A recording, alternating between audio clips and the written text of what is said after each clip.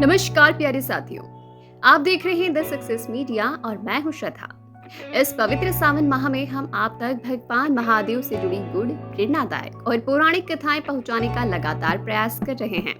लेकिन एक विनम्र क्षमा याचना के साथ हम कहना चाहते हैं कि इन दिनों समय की कुछ सीमाओं और तकनीकी बाधाओं के कारण हम आपको पूर्ण रूप से संपादित वीडियो नहीं दे पा रहे हैं, जैसा आप सभी देखने और अनुभव करने के अधिकारी हैं। फिलहाल हमें केवल भगवान शिव की दिव्य छवियों और श्रद्धा भरी वॉइस ओवर के माध्यम से ही यह ज्ञान यात्रा आप तक पहुंचा रहे हैं, पर हमारी भावना और आपकी भक्ति में कोई कमी नहीं होनी चाहिए। हालांकि हम जल्द ही इस स्थिति से उभरेंगे और आपको और भी सशक्त, सुंदर और भावपूर्ण प्रस्तुतियां दे सकेंगे। कृपया हमसे जुड़े रहिए और हमें अपना आशीर्वाद दीजिए और हमारा साथ हमेशा बनाए रखिए। हर हर महादेव।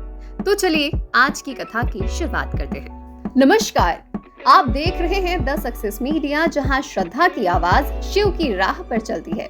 क्या आपने कभी सोचा है कि भगवान शिव अपने हाथ में डमरू क्यों धारण करते हैं? क्या ये कोई साधारण वाद्य यंत्र है या इसके पीछे कोई गूढ़ रहस्य छिपा हुआ है?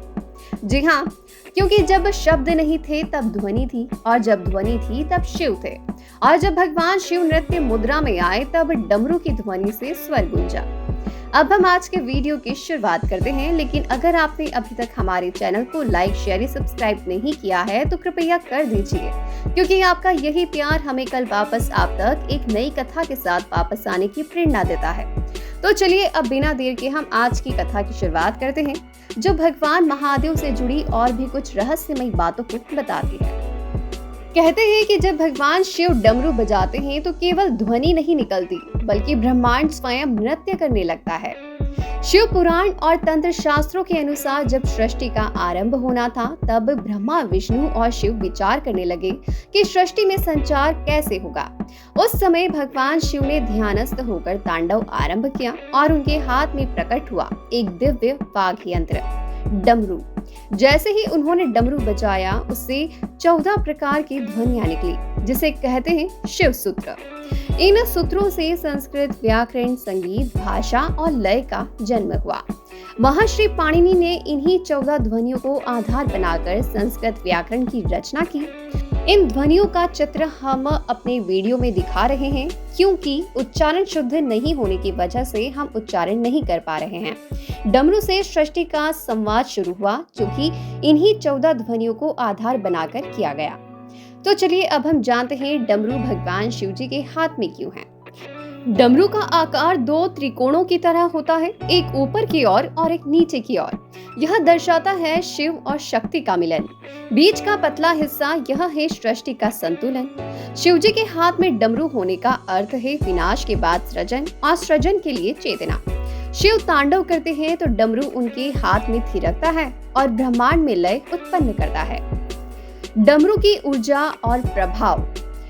जी हाँ, शास्त्रों में कहा गया है कि जब डमरू बजता है तो ब्रह्मांड में कंपन फैलता है। यह कंपन मन के विचारों को शांत करता है।